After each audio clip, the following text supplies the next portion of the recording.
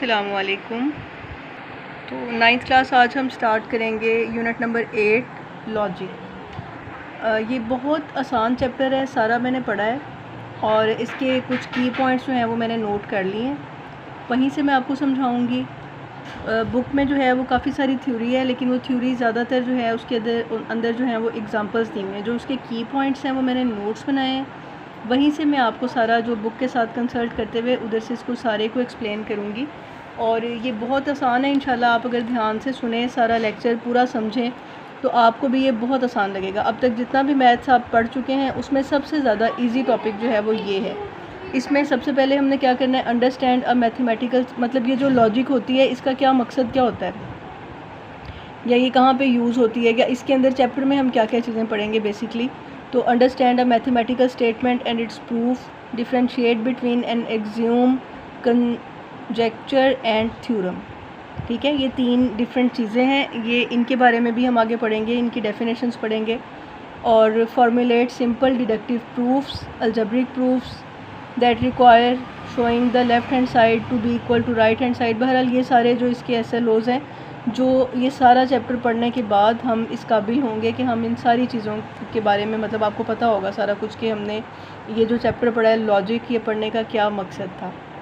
ठीक है, तो बहुत आसान है, आपने यही जहन में रख के इसको जो है वो सुनना है सारी, मतलब कोई ऐसी अंदर कॉम्प्लिकेटेड चीज़ नहीं है, कोई मुश्किल फार्मूलाज, कोई इसकी मुश्किल थ्योरी नहीं है, बहुत आसान है। तो सबसे पहले तो हमें ये पता होना चाहिए कि लॉजिक क्या होती है। अब लॉजिक जैसे देखें, इंग्लिश का जो एक वर्ड है इसका मतलब क्या होता है, कोई भी मंतक, दलील किसी भी बात की, जैसे हम कहते हैं कि बहुत लॉजिकल बात है या इस बात की क्या लॉजिक है, यानी इसके पीछे क्या असल में रीज़न है जिस बेस पे ये बात की जा रही है। तो लॉजिक की सबसे पहले हम डेफिनेशन देख लेते हैं।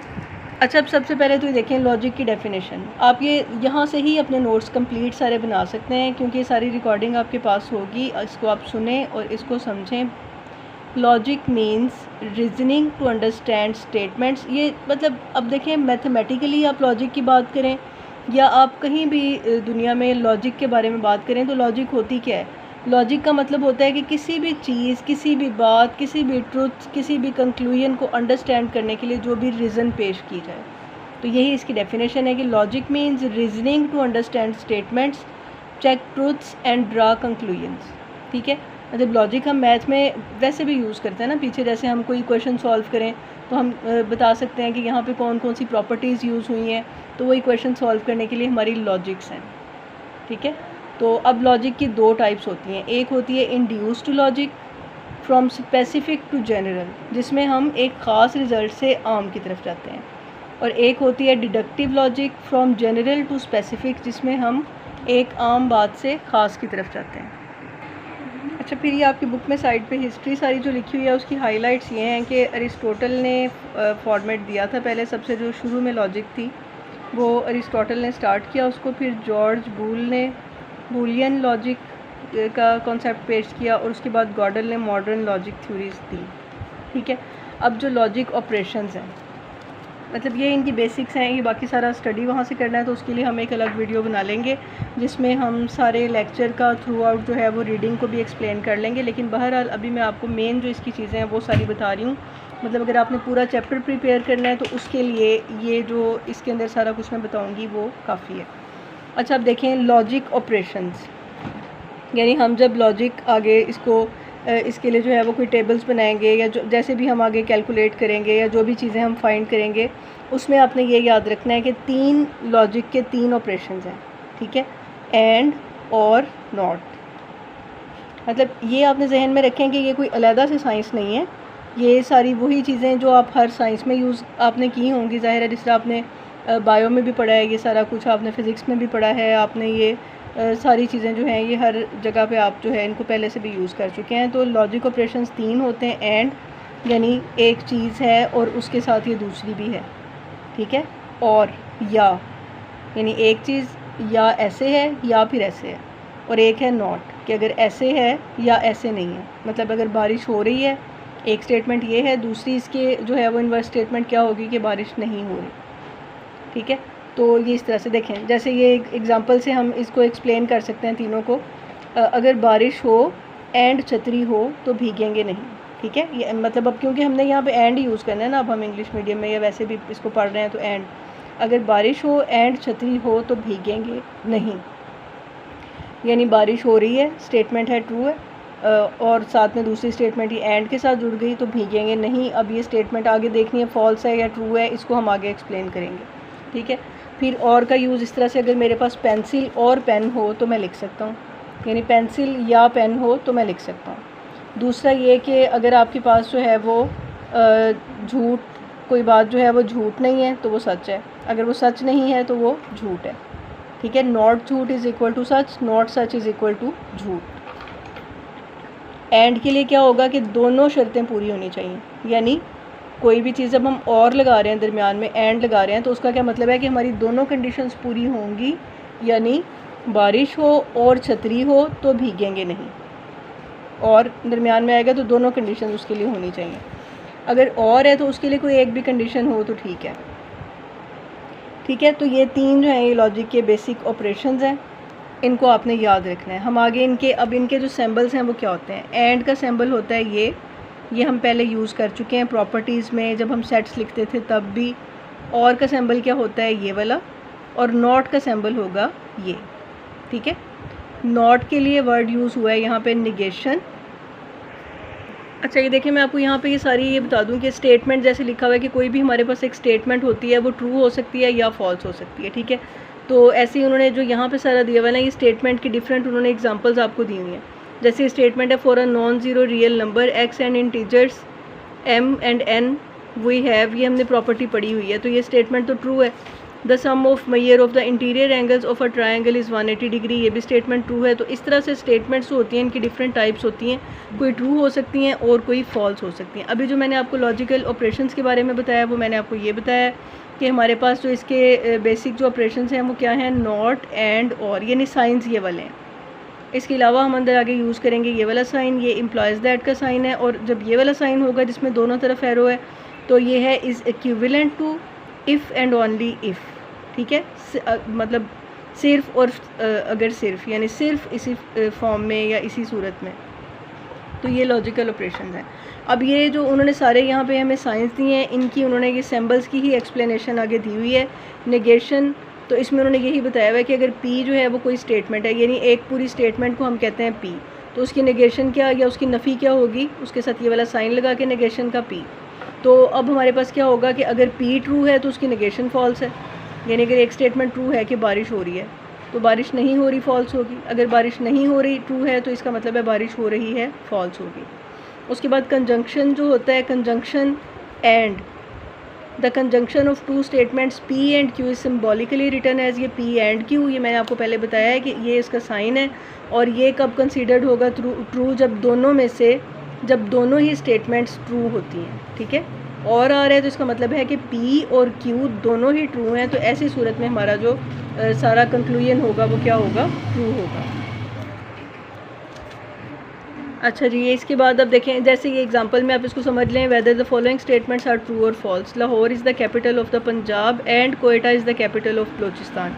तो देखें दोनों स्टेटमेंट्स ट्रू हैं, लाहौर कैपिटल पंजाब का है और कोयटा जो है वो कैपिटल है बलोचिस्तान का। एंड लगा हुआ है दरमियान में, तो स्टेटमेंट ज़ाहिर है हम ट्रू तभी कहेंगे जब दोनों बातें ट्रू होंगी। अगर यहाँ लिखा होता है कि Quetta is the capital of, अगर यहाँ पे लिखा होता कि Peshawar is the capital of Balochistan, तो फिर ये स्टेटमेंट क्या होती, रॉन्ग होती। बेशक एक इसमें ट्रू थी लेकिन ओवरऑल स्टेटमेंट रॉन्ग होनी थी। ठीक है, तो ये होता है कंजंक्शन के लिए। डिसजंक्शन क्या होता है, जहाँ पे और का साइन आ जाए उसको, उस स्टेटमेंट को हम कहेंगे कि डिसजंक्शन है। डिसजंक्शन में क्या होगा कि अगर आपके पास या तो एक स्टेटमेंट ट्रू है या दूसरी ट्रू है, दोनों में से कोई भी एक स्टेटमेंट, जैसे ये लिखा हुआ है अगर आपके पास दोनों स्टेटमेंट्स ही ट्रू होंगी ना, ठीक है, दोनों ही ट्रू होंगी तो फिर आपके पास स्टेटमेंट ट्रू है। अगर एक ट्रू है एक फॉल्स है तब भी ट्रू है, अगर ये फॉल्स है ये ट्रू है तो फिर तब भी ट्रू है। ये टेबल्स तो मैं आगे आपको सारे इकट्ठे एक्सप्लेन करूँगी। उसके बाद इम्प्लीकेशन और कंडीशनल में क्या होता है। इम्प्लीकेशन और कंडीशनल में ये P इम्प्लॉयज़ टू Q, यानी पहली जो, अब देखिए इसके अंदर हमारे पास जब ये इम्प्लॉयज़ दैट का साइन है तो इसमें हमारे पास क्या है। अच्छा अभी देखें, इसमें ये होता है कि जब आपके पास ये जो पहली P इम्प्लॉयज़ Q है ना, तो इसमें इसको हम कहते हैं कंडीशनल और एन इम्प्लीकेशन। पी जो पहले वाला लिखा होगा उसको कहते हैं एंटीसीडेंट, या वो हमारा हाइपोथेसिस होता है, ठीक है।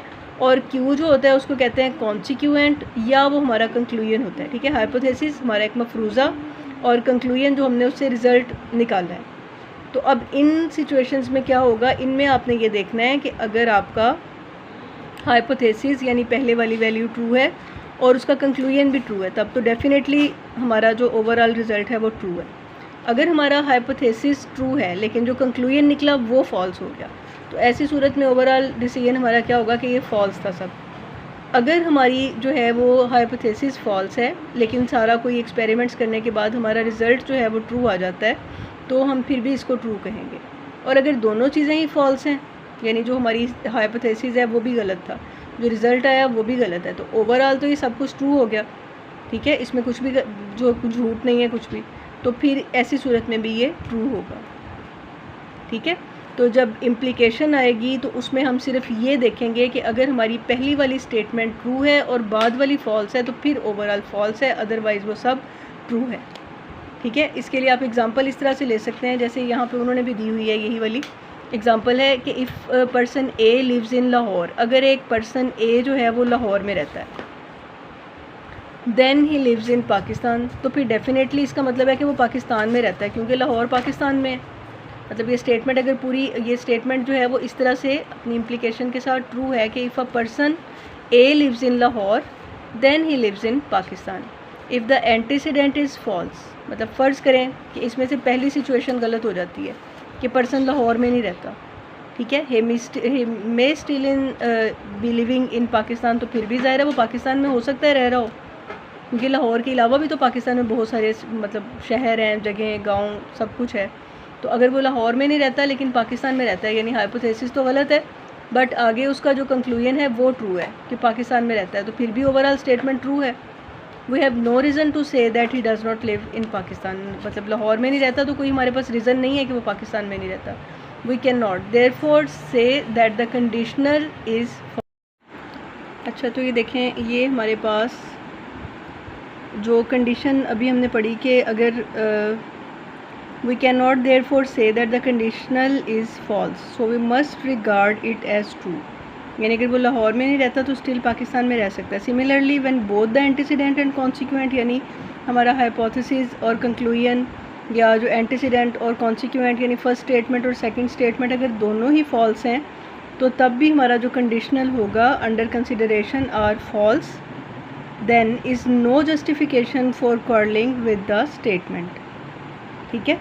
यानी फिर भी हम उसको ये नहीं कहेंगे कि ये हमारी जो स्टेटमेंट है इसमें क्या ट्रू है क्या फॉल्स है, मतलब ओवरऑल जो स्टेटमेंट या जो भी कोई बात होगी वो सही होगी, इसमें कुछ भी फॉल्स नहीं होगा।